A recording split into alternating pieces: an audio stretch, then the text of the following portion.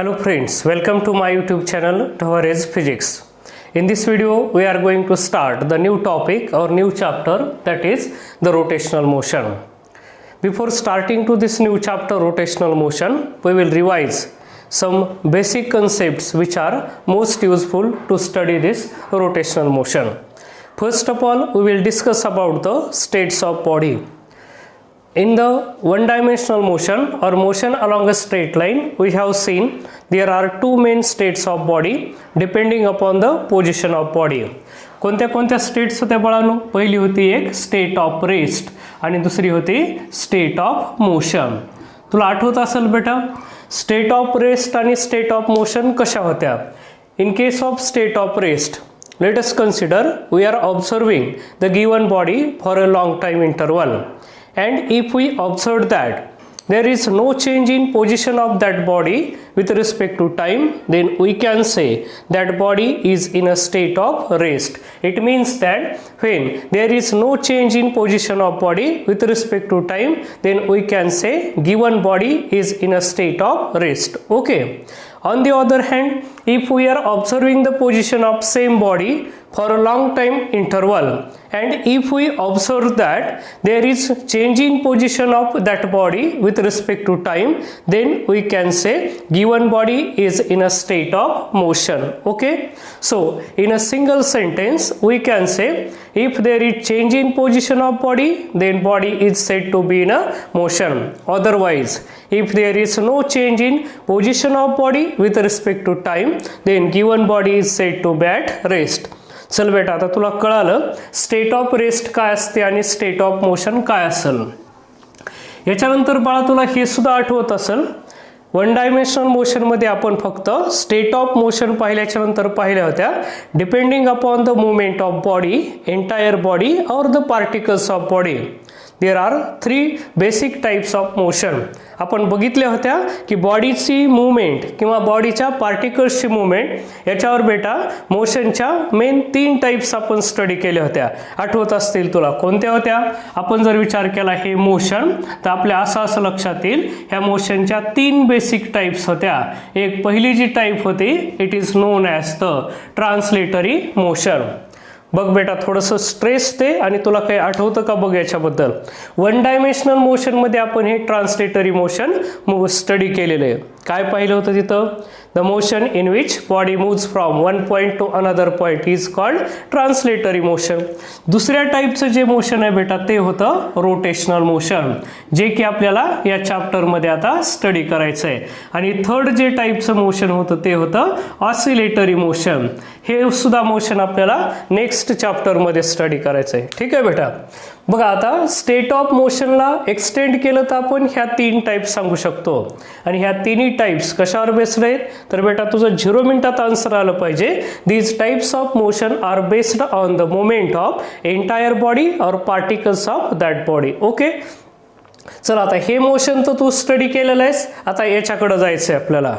बाळा, गेली 10 वर्ष मी या फिजिक्समध्ये घातलेली आहेत आणि या 10 वर्षातला माझा एक्सपिरियन्स असं सांगतो, जर तुला रोटेशनल मोशन चांगला समजावं वाटत असेल तर you have to study this rotational motion by comparing with the translatory motion. म्हणजे काय बाळा, तुला जर रोटेशनल मोशन चांगला कळायचा आहे तर तू फक्त रोटेशनल मोशन स्टडी करण्याच्या ऐवजी तू त्याला कसं स्टडी कर की त्याला ट्रान्सलेटरी मोशन सोबत कम्पेअर कर आणि मग त्याची स्टडी कर. परमनंटली तुला दोन्ही मोशन परमनंटली तुझ्याकडं सेव असते, लक्षात घ्यायचं. म्हणजे काय, मला थोडक्यात असं सांगायचं आहे, आपल्याला जर रोटेशनल मोशन चांगला कळावासा वाटत असेल तर आपल्याला ट्रान्सलेटरी मोशनचं नॉलेज असणं अत्यंत गरजेचं आहे. म्हणून बेटा एक विदिन 2 मिनिट्स 2 मिनिटांमध्ये आपण फक्त बघू थोडक्यात की ट्रान्सलेटरी मोशनमध्ये actually what happens with the body in case of a translatory motion. म्हणजे आपण थोडक्यात ओझरती माहिती घ्यायला की ट्रान्सलेटरी मोशन काय असतंय ते त्याला आपण पळत पळत बघणार आहेत आता थोडक्यामध्ये. बघा, आता मी मगाशीच चालता चालता सांगितलं वरवर किंवा सहज कळणारी ट्रान्सलेटरी मोशनची डेफिनेशन काय? It is the motion in which body moves from one point to another point. म्हणजे आपल्याकडे पटकन येणारी ओळ अशी ह्याची काय होते? In case of translatory motion काय? This body moves from one point to another point, म्हणजे बॉडी एक पहिला पॉईंट सोडून दुसऱ्या कुठल्या तरी पॉईंटकडे चालली जाते, लक्षात असू द्यायचं. याला आपण ट्रान्सलेटरी मोशन म्हणतो. हे लवकर येणारी ओळ आहे, याच्या डेप्थमध्ये आपण नंतर जाऊया थोड्या वेळाने. पण सध्याला what is the translatory motion म्हटलं की आपल्याकडून पटकन आन्सर जातं बेटा. काय जातं? The motion in which body moves from one point to another point is called translatory motion. म्हणजे तुझ्या हे लक्षात आलं, in case of the translatory motion imagine कर ही अशा या टाईपची बॉडी सुरुवातीला पी पॉईंटला होती म्हणून, आणि after time T it moves from point P to Q. P पासून क्यू पॉईंटला ही बॉडी गेली, मग याला आपण ट्रान्सलेटरी मोशन म्हणू शकतो, लक्षात घ्यायचं. मग आता ट्रान्सलेटरी मोशनची ही पहिली डेफिनेशन तुझ्याकडे जमा झाली. It is the motion in which body moves from one point to another point. ठीक आहे, म्हणजे ट्रान्सलेटरी मोशनच्या तुला जर कोणी कॅरेक्टरिस्टिक्स तयार करायला सांगितल्या तर तू पटकन त्याची पहिली कॅरेक्टरिस्टिक्स अशी सांगतील, it is the motion in which काय होतंय, body moves from one point to another point. In translatory motion body moves from one point to another point. बघ आता बेटा विचार कर, ह्या पी पासून क्यूला कसं जायचं ते आता totally depends upon that body, त्या बॉडीवर डिपेंड असेल. पण ती कसं जायचंय ते जाऊ जा पी पासून क्यू पर्यंत. पण काय होत असेल, मी जर असे दोन पार्टिकल सिलेक्ट केले, consider this is particle A and it is the particle B. A आणि बी असे मी दोन पार्टिकल केले. इथून निघताना या डायरेक्शन निघाली बॉडी, म्हणजे हे दोन्ही पार्टिकल जाता जाता या डायरेक्शनने गेले आणि बॉडी इथं आली असता हा ए पार्टिकल आहे आणि हा बी पार्टिकल आहे. आता काय लक्षात येईल बेटा, पी पासून बॉडी क्यू कडं कशी गेली हे इम्पॉर्टंट नाही, पण जात असताना these two particle moves parallel to each other. म्हणजे काय म्हणता येईल आपल्याला, ट्रान्सलेटरी मोशनच्या डेप्थला शिरायचं आपल्याला.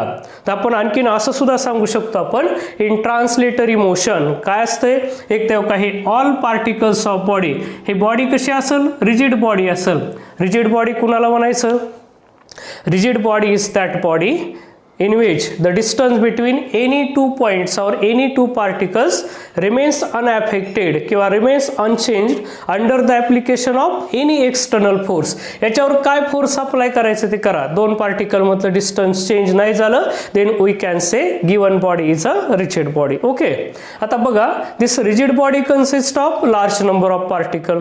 पी पासून क्यूला बॉडी कशी मूव्ह झाली, it is not important. Important काय, इकडं मूव्ह होत असताना काय झालं, एक पहिली गोष्ट घडली काय, all the particles of this body are in motion. सगळेच्या सगळे पार्टिकल मोशन आले. सगळे पार्टिकल मोशन मध्ये आले तरच पॉसिबल आहे की इथली बॉडी इथं येईल. म्हणून ट्रान्सलेटरी मोशनची ही दुसरी महत्वाची कॅरेक्टरिस्टिक सांगता येईल काय, all the particles of body are in motion. बॉडीचे सर्वच्या सर्व पार्टिकल कसे असतात, मोशन मध्ये असतात. अशी आपल्याला ट्रान्सलेटरी मोशनची दुसरी कॅरेक्टरिस्टिक सांगता येईल. ठीक आहे बेटा, आता बघा, पी कडून क्यू ला बॉडी गेली. आता कळालं आपल्याला, पी पासून क्यू ला जायचं असेल तर बॉडीचे सर्वच्या सर्व पार्टिकल मोशन मध्ये आले पाहिजेत, तरच ही बॉडी इथून इथं मूव्ह होईल. कारण ट्रान्सलेटरी मोशनची पहिली कंडिशन आहे, काय कंडिशन आहे, body moves from one point to another point. Body जागा सोडून पुढे जाते, लिव्हज इट्स इनिशियल प्लेस. मग त्याच्यासाठी काय शक्य आहे, काय व्हायला पाहिजे, या बॉडीचे all particle should be in motion. म्हणून ही अतिशय महत्वाची कॅरेक्टरिस्टिक्स या ट्रान्सलेटरी मोशनची. काय, all the particles of body are in motion. सर्वच्या सर्व बॉडीचे पार्टिकल मोशन मध्ये असतात. आता मोशन मध्ये असतात तर ठीक आहे, हे पार्टिकल पुढे कसे चाललेत बघा, इथली बॉडी इथं गेली. इमॅजिन करा, या स्ट्रेट लाईन पाथनं गेली पॉइंट पी पासून पॉइंट क्यू ला. हे मधली कुठली तरी मी इंटरमिडिएट कंडिशन घेतो बॉडीची, इथं आली असता हा ए पॉइंट असेल आणि हा बी पॉइंट असेल. स्ट्रेट लाईननं बॉडी गेली, ही मधली कुठली तरी मधातली कंडिशन घेतली आपण. मग काय दिसायलंय आपल्याला, ज्यावेळेस ही बॉडी मोशन मध्ये असते, all the particles of that body are always in motion. आणि हे पार्टिकल मूव्ह कसे व्हायलेत बघा, हा इथला मधातला कुठला तरी पार्टिकल घ्या किंवा असे कोणतेही पार्टिकल कन्सिडर करा, हे सर्व पार्टिकल कसे मूव्ह व्हायलेत, parallel to each other. All the particles of body are moving किंवा move parallel to each other. म्हणून ही तिसरी आणि अजून महत्वाची कॅरेक्टरिस्टिक सांगता येईल काय, all the particles, all the particles of body काय करतात हे मूव्ह. कसे मूव्ह होतात? Parallel to each other. बघा एकमेकांना बरोबर पॅरलल मूव्ह होतात. Whatever may be the path of that body. Imagine करा इथं body straight line path follow करून तिथं गेली असती. हीच बॉडी मी अशी इथं काढतो. आता समजा हा पॉईंट पी होता इनिशियल आणि हा पॉईंट क्यू आहे. आता पी पासून क्यूला या स्ट्रेट लाईन पाथनं आली नाही. इमॅजिन करू आपण ही जी बॉडी होती ही बॉडी पी पासून क्यूला कशी आली, तर आपण असं इमॅजिन करू हा कर्ड पाथ फॉलो करून आली बॉडी इथं पी पासून क्यूला. मग ज्यावेळेस ती बॉडी इथं कुठंतरी असेल, ही मधातली इंटरमिडिएट कंडिशन काढायला बेटा मी. इथं कुठंतरी असेल त्यावेळेस काय असेल, हा ए पार्टिकल होता आणि हा बी पार्टिकल होता. परत इथं हा ए पार्टिकल असेल आणि परत इथं बी पार्टिकल असेल. कसे मूव्ह होईल? What ever may be the condition of body, what ever may be the position of body. इथं असू जा, इथं असू जा किंवा इथं असू जा, हे सर्व बॉडीचे पार्टिकल काय करतायत, तर they are moving parallel to each other. म्हणून ही अतिशय महत्त्वाची कॅरेक्टरिस्टिक्स आपल्याला बेटा सांगता येऊ शकते. मग बघा आता कळाली तुम्हाला ही सुद्धा कॅरेक्टरिस्टिक्स की all the particles of body move parallel to each other. बरोबर. चला आता आणखीन पुढे जाऊ आपण. बघा इथं बॉडी कशी गेली होती, स्ट्रेट लाईन पाथ. इथं पाथ कसा फॉलो केला, कर्ड पाथ आहे, असा कर्व शेप्ड पाथ आहे, लक्षात असू द्यायचा. हा कर्ड पाथ झाला, हा स्ट्रेट लाईन पाथ होता. अशी बॉडी मूव्ह झाली की याला सेपरेट असं म्हणतात. स्ट्रेट लाईन पाथ असला की it is the rectilinear motion, म्हणजे ट्रान्सलेटरी मोशनची ही पहिली टाईप आहे. आणि जर कर्ड पाथ बॉडीनं फॉलो केला then it is said to be curvilinear motion. बघा हे झालं रेक्टिलिनियर मोशन आणि हे झालं कर्व्हिलिनियर मोशन. इमॅजिन करा ही बॉडी जी आहे पी पासून क्यूला, हा पी पॉइंट आहे आणि हा क्यू पॉइंट आहे. पी पासून क्यूला असा कसा बी रॅन्डम पाथ फॉलो करून गेली असती तर या टाईपच्या मोशनला आपण म्हटलं असतं रॅन्डम ट्रान्सलेटरी मोशन. थोडक्यात काय बेटा कॅरेक्टरिस्टिक्स सांगत असता मी तुला टाइप्स ऑफ ट्रान्सलेटरी मोशन सुद्धा सांगितल्या. Rectilinear motion, curvilinear motion and random motion. ठीक आहे. चला आता पुढच्या पॉईंटकडे जाऊ. आता ही चौथी जी कॅरेक्टरिस्टिक्स आहे ही मोस्ट इम्पॉर्टंट कॅरेक्टरिस्टिक्स आहे. ही आपल्याला ट्रान्सलेटरी मोशनची ओरिजिनल डेफिनेशन सांगते. कशी बघा, समजा हे ए आणि B are any two internal points आहेत बेटा. ए आणि B any two internal points असतील तर मी अशी लाईन ड्रॉ केली ए बी. बघा इथं पण ड्रॉ केली ए बी, परत इथं पण ड्रॉ केली ही लाईन ए बी. काय दिसायला बेटा प्रत्येक ठिकाणी बॉडी कशी पुढे जायची ते जाऊ जा. मी परत इथं लाईन ड्रॉ करतो ही ए बी, परत ही लाईन ए बी आणि इथं सुद्धा लाईन ए बी. तू जर ह्या सर्व पोझिशन्स ऑब्झर्व केल्या तुझ्या लक्षात येईल. काय लक्षात येईल? The line drawn between any two internal points of the body remains parallel to itself. ही लाईन स्वतःला पॅरलल राहिली. अशी स्ट्रेट लाईननं बॉडी गेली काय आणि कर्ड पाथनं गेली काय. इथला ए बी, हा ए बी आणि हा ए बी, तिन्ही पोझिशनची ए बी ही लाईन कशी पॅरलल टू इटसेल्फ. म्हणून ही ट्रान्सलेटरी मोशनची सर्वात महत्त्वाची कॅरेक्टरिस्टिक्स असते बेटा. काय कॅरेक्टरिस्टिक्स सांगता येईल तर मी इथं लिहिलो काय, line drawn between any to, line drawn between any two internal points of body remains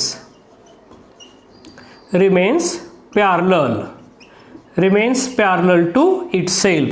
he most important characteristics झाली कशाची, translatory मोशनची.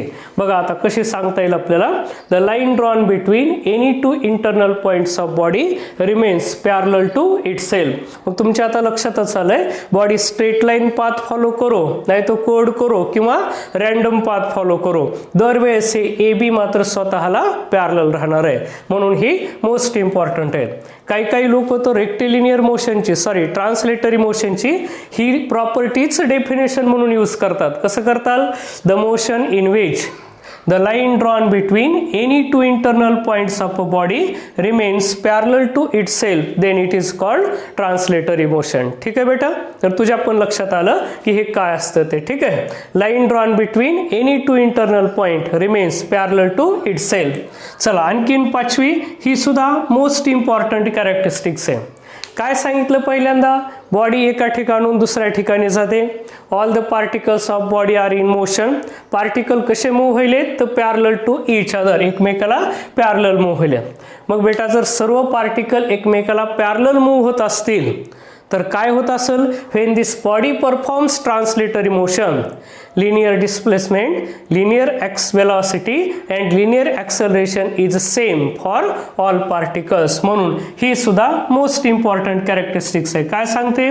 linear displacement, velocity and acceleration हे सर्व लिनियर आहे लक्षात ठेवा. is same for all particles. is same for all particles. म्हणून बघा आता हा पॉइंट चांगला समजून घेण्यासारखा आहे की सगळ्यांचं लिनियर डिस्प्लेसमेंट, वेलॉसिटी आणि ॲक्सेलरेशन कसं असतंय? सेम असते. का असते? Because all the particles of that body are moving parallel to each other. म्हणून प्रत्येक पार्टिकलचं linear displacement, velocity and acceleration is same असते. आणि आणखीन एक मोस्ट इम्पॉर्टंट कॅरेक्टरिस्टिक्स आपण शेवटी लिहायला कोणती ते बघा नीट. काय असते की ट्रान्सलेटरी मोशन कसं प्रोड्यूस केलं जातं? How the translatory motion is produced. मला सांगा या बॉडीला आपल्याला इथून इथं लिहायचं आहे तर लॉ ऑफ इनर्शियानुसार आपल्याला काय सांगता येईल? या बॉडी इनर्शियामुळे मनानं तर पुढे जाणार नाही, म्हणजे बॉडी पी पासून क्यू ला मूव्ह करायची. So in order to move this body from point P to Q we have to apply the unbalanced force on that body. म्हणजे याचा अर्थ काय बेटा? तू जर त्या बॉडीवरती अनबॅलेन्स्ड फोर्स म्हणायलो मी, बॅलेन्स्ड नाही. बॅलेन्स्ड म्हणजे दोन्ही साईडनं सारखं अप्लाय केलं तर body will doesn't leave its initial place. म्हणून तुला जर ही बॉडी ट्रान्सलेटरी मोशन मध्ये आणायची असेल किंवा if we want to produce translatory motion in this body then we have to apply the unbalanced force on this body. म्हणजे काय म्हणतो आपण? तेव्हा असं सांगता येईल आपल्याला टू प्रोड्यूस. काय प्रोड्यूस करायचंय? Translatory motion. To produce translatory motion we apply. काय अप्लाय करतो आपण? We apply unbalanced force on that body. We apply unbalanced force on that body. त्या बॉडीवरती आपण अनबॅलेन्स्ड फोर्स अप्लाय करतो. याचा अर्थ translatory motion is a effect of unbalanced force applied on the body. म्हणजे whenever we want to produce the translatory motion then we have to apply the unbalanced force on that body. अशा ह्या शेवटच्या 3 characteristics most important आहेत. याचा अर्थ असा नाही की या वरच्या इम्पॉर्टंट नाही. आणखीन परत काय सांगता येईल बाळा? तुला 3 टाईपचे ट्रान्सलेटरी मोशन सांगता येतील. मी इथं सांगितले तुला आधी स्ट्रेट लाईन पाथ फॉलो केला तर ते रेक्टिलिनियर मोशन झालं. कर्ड पाथ फॉलो केला it will be curvilinear motion. And if body follows the random path then it will be the random motion. मग तू म्हणशील बेटा आता हे खरेच मोशन असतात का सर? तर असतात. Motion of car along straight line road ते रेक्टिलिनियरचे एक्झाम्पल सांगता येईल. पुन्हा हे कर्व्हिलिनियरचे एक्झाम्पल काय सांगू शकतो? तुला क्रिकेट कळतं बेटा? त्यात बॉलर नावाचा एक खेळाडू असतो जो बॉल टाकतो आणि दुसरा बॅटनं त्याला मारायलेला असतो. इमॅजिन करा बॉलरनं बॉलिंग केली आणि बॅट्समननं त्याला सिक्सर मारला. ज्यावेळेस सिक्सर मारतो बॅट्समन त्यावेळेस बॉल कसा चालला जातो? या कर्ड पाथनं जातो. मग ते जे 6 मारलेल्या बॉलचं मोशन आहे it is the example of curvilinear motion. आता वेळ या तिसऱ्या टाईपची. रँडम मोशन असतं का? असतं. एखाद्या कंटेनरमध्ये जर गॅस मॉलिक्युल्स घेतले according to kinetic theory of gases gas molecules are continuously in a state of random motion. ते कसेही पळालेले असतात. मग त्यांचं जे मोशन आहे ते सुद्धा ट्रान्सलेटरी मोशन आहे. But the each time gas molecule follows the random path. So motion of gas molecule is the best example of a random translatory motion. ठीक आहे बेटा? तुला आता पद्धतशीर कळालं ट्रान्सलेटरी मोशन काय असते, त्याच्यामध्ये किती टाईप्स आहेत, त्याच्या काय काय कॅरेक्टरिस्टिक्स आहेत. ह्या सगळ्या कॅरेक्टरिस्टिक्स तू याच्यासाठी लक्षात ठेवायच्या. आपण या ट्रान्सलेटरी मोशनला का स्टडी केलंय? कारण याच्यावरून याला पॅरलल आपल्याला काय स्टडी करायचं आहे तर रोटेशनल मोशन. बघा बाळांनो आता तुम्हाला कळालं की ट्रान्सलेटरी मोशन काय असते. काय होतं? ट्रान्सलेटरी मोशनमध्ये body moves from one point to another point. आता आपल्याला रोटेशनल मोशनला त्याला पॅरलल डिफाईन करायचं आहे. तर बघा रोटेशनल मोशन आपण कसं डिफाईन करत असतो? काय असतं रोटेशनल मोशन? याला आपल्याला असं सांगता येईल motion of body motion of body about particular axis. Motion of body about particular axis is called rotational motion. त्याला आपण रोटेशनल मोशन म्हणू शकतो. म्हणजे कसं बघा, इमॅजिन करा आपण एखादी बॉडी, समजा ही ब्लेड ऑफ फॅन आहे, फॅनची ब्लेड घेतली आणि इथं फिक्स केली आणि हे ब्लेडनं काय केलं, आपण ब्लेडला या साईडला आपण इथं असं या डायरेक्शनला याच्यावरती फोर्स अप्लाय केलं. आता हे एक जे एंड आहे का बेटा, हे एंड फिक्स आहे, हे बॉडी जागा सोडू शकणार नाही. म्हणून तुझ्या आता डोळ्यासमोर यायलंय, जर या डायरेक्शनला आपण या ब्लेडवरती फोर्स अप्लाय केलं तर काय होईल, थोड्या वेळानंतर या ब्लेडची पोझिशन अशी या टाईपची होऊन जाईल. म्हणजे काय झालं, हे एंड तर फ्री म्हणून ते तिकडं मूव्ह होईल, हे एंड मात्र फिक्स आहे. म्हणजे इथं या टाईपचा आपण नेल किंवा खिळा किंवा ॲक्सिस असा फिक्स केला म्हणून फक्त इथं फोर्स अप्लाय केलं तर ब्लेड अशी त्या डायरेक्शनला चालली जाईल. म्हणजे काय होईल याच्यात, motion of body about particular axis. या ॲक्सिसच्या भोवती आता ही फॅनची ब्लेड फिरायला सुरुवात झाली. मग आता तुला विचार करायचा आहे की या मोशनमध्ये काय होतंय. मग यासारखं आपण इमॅजिन करू, हा ए पार्टिकल समजू आणि हा बी पार्टिकल समजू. ठीक आहे, चला आता ही फॅनची ब्लेड फोर्स अप्लाय केल्यामुळं इथून इथं आली, तर आता ए हा पार्टिकल इथं असेल आणि हा जो बी पार्टिकल आहे तो या ठिकाणी असेल. मग आता ए आणि बी कसे मूव्ह झाले पहा, हा ए या टाईपनं मूव्ह झाला या डायरेक्शननं आणि बी या डायरेक्शननं मूव्ह झाला. मग ह्या दोन्ही पार्टिकलचे जर आता आपण पाथ पाहिले तर कसे पाथ आहेत, कर्ड पाथ आहेत. कसे पाथ आहेत, सर्क्युलर पाथ आहेत.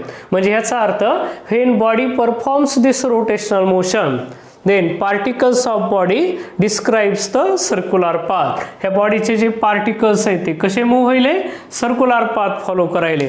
आपण मगाशी बघितलं होतं काय होत होतं, बॉडीचे पार्टिकल्स कसे parallel to each other move होतं. ते इथं मात्र पॅरलल तर चाललेतच, बट कसला पाथ फॉलो करायलेत, कंपल्सरी सर्क्युलर पाथ. असं का होईल, कारण एक एंड या बॉडीचा आपण फिक्स केलंय आणि दुसऱ्या साईडनं आपण फोर्स अप्लाय केलंय.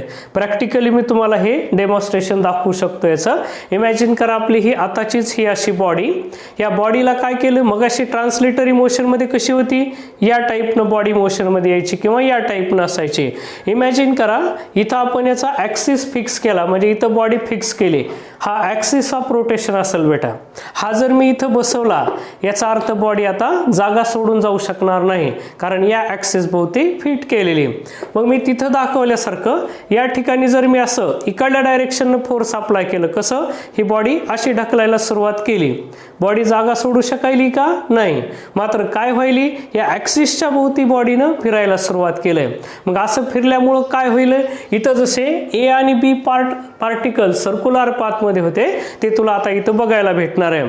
जर ॲक्सिस ऑफ रोटेशन मी असा केला आणि मी या डायरेक्शननं फोर्स अप्लाय केलं, इमॅजिन कर हे सगळे त्या बॉडीचे पार्टिकल्स आहेत.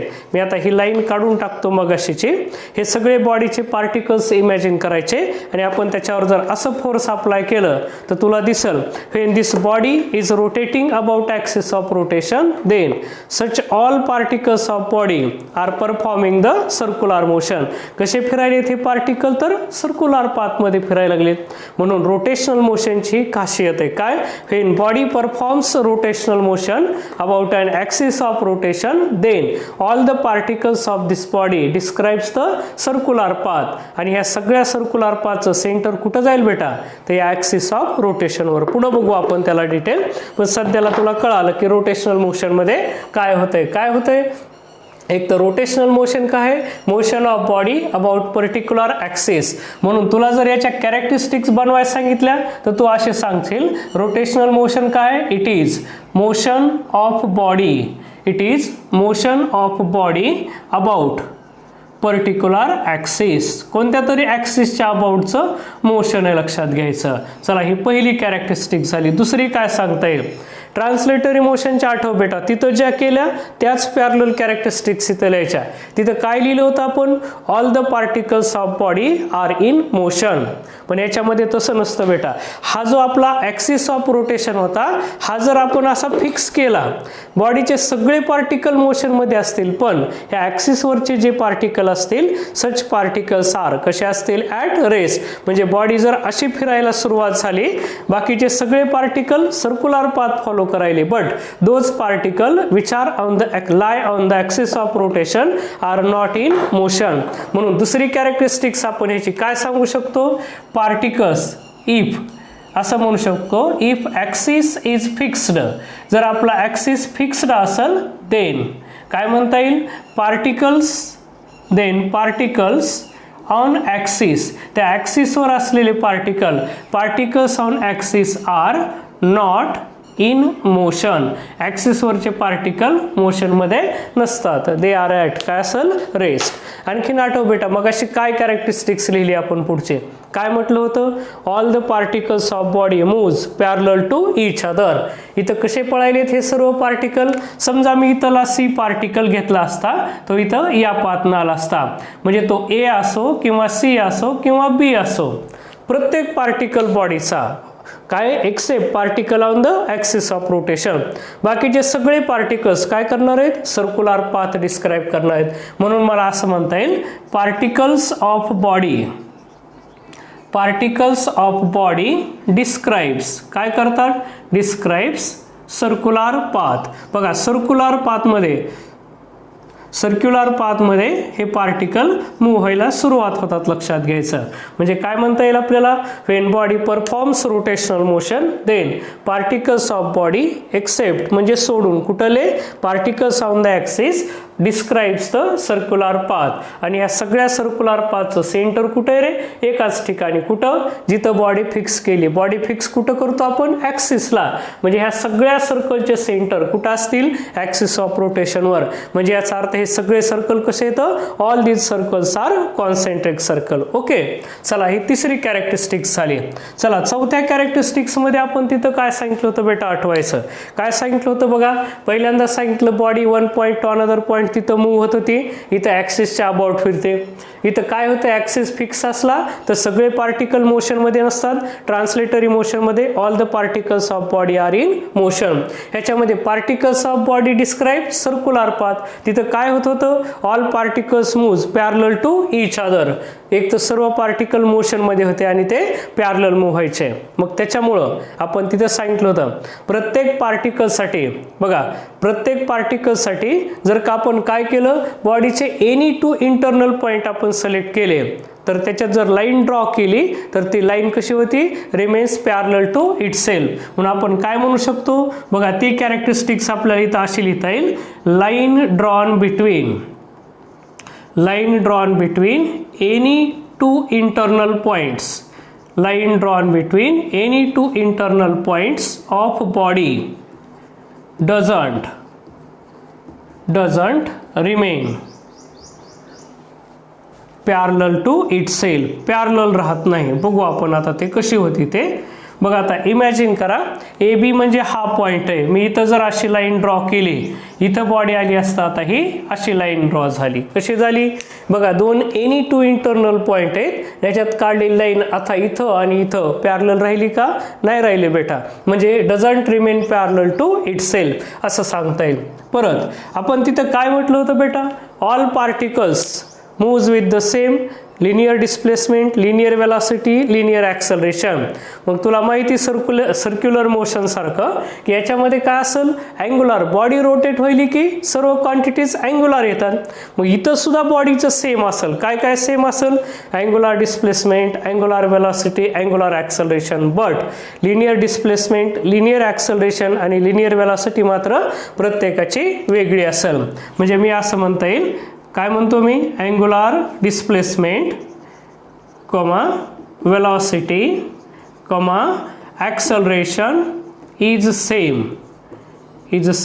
For all particles. तिथं काय सेम होतं, लिनियर वेलॉसिटी, लिनियर डिस्प्लेसमेंट आणि लिनियर ॲक्सेलरेशन. इथं मात्र अँग्युलर डिस्प्लेसमेंट, अँग्युलर वेलॉसिटी आणि angular acceleration is same for all particle.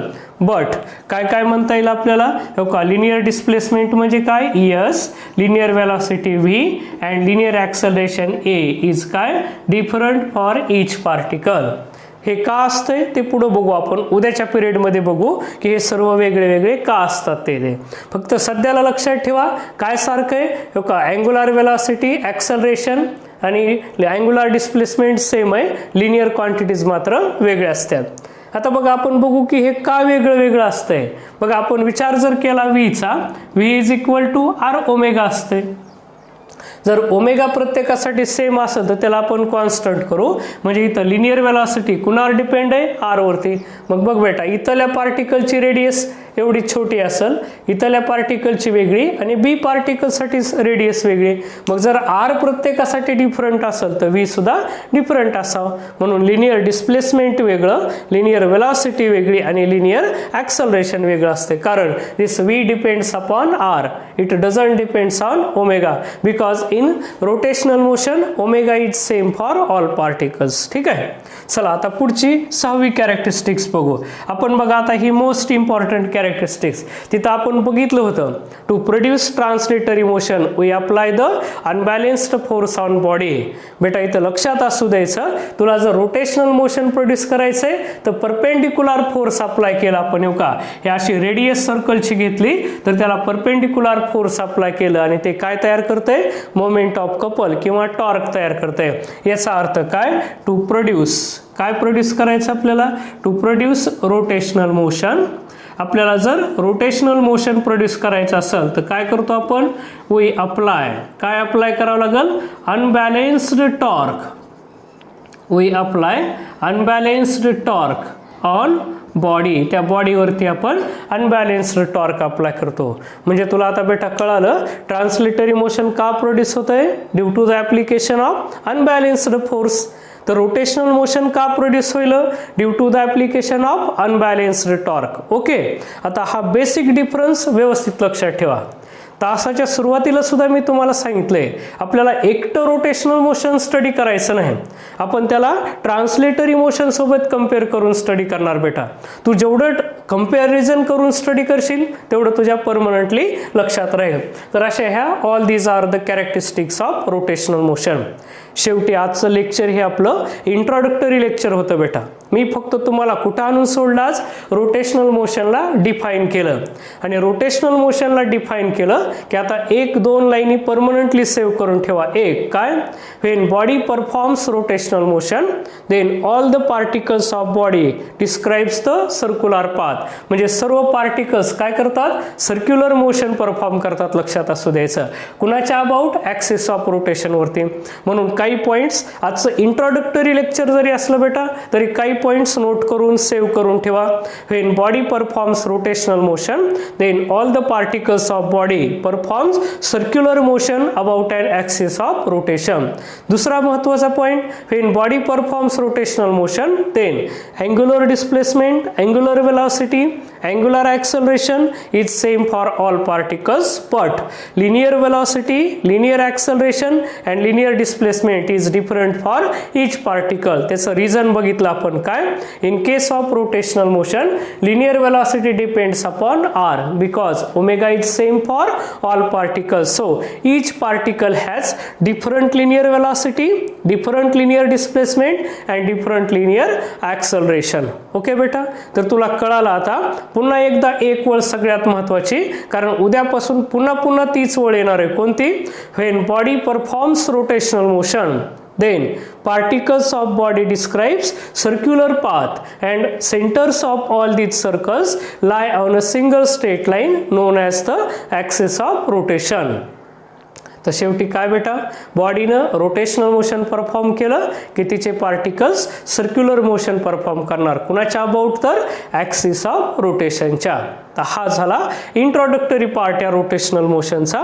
उद्यापासून आपल्याला याला डिटेलमध्ये पुढचा भाग पाहायचा आहे. म्हणजे tomorrow we will actually start this chapter. Okay, आजच्या व्हिडिओमध्ये बेटा एवढंच. राहिलेला भाग उद्याच्या व्हिडिओमध्ये बघू आपण.